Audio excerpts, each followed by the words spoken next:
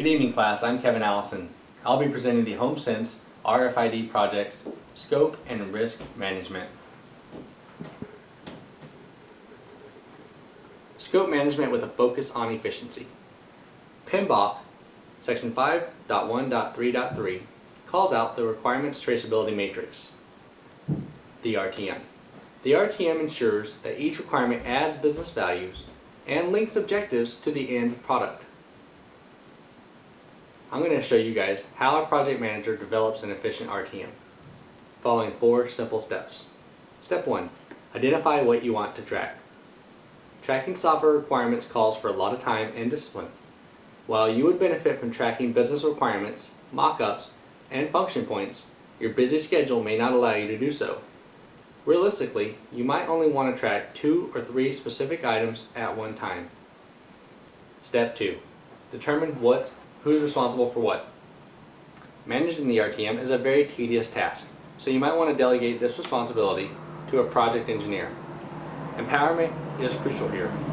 They must have the authority to rectify identified problems. If they discover that use cases are not covered in a functional spec or that there are missing test cases, they must be able to get the problem fixed. Identifying a problem and not being able to resolve it in a timely manner is simply inefficient. Step 3. Draft the RTM. The RTM should be built when the requirements are 80% complete.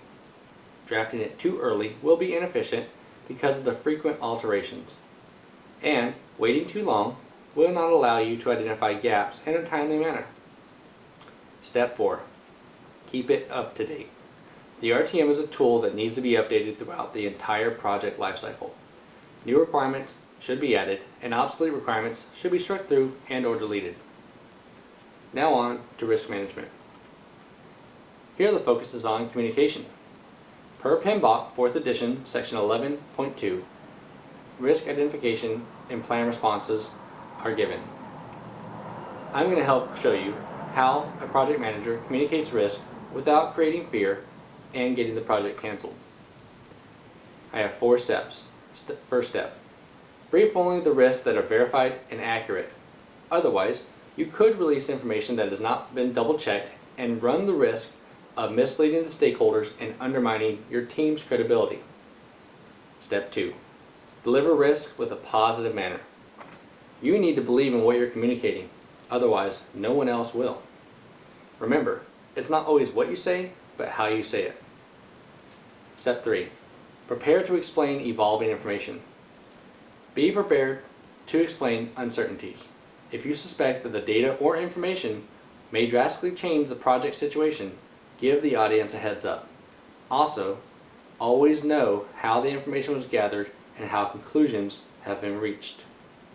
Step 4. Bring subject matter experts for reinforcement. If you need advice or support, utilize their expertise and knowledge to help mitigate fears and overcome uncertainties. Thank you for your time and have a good night.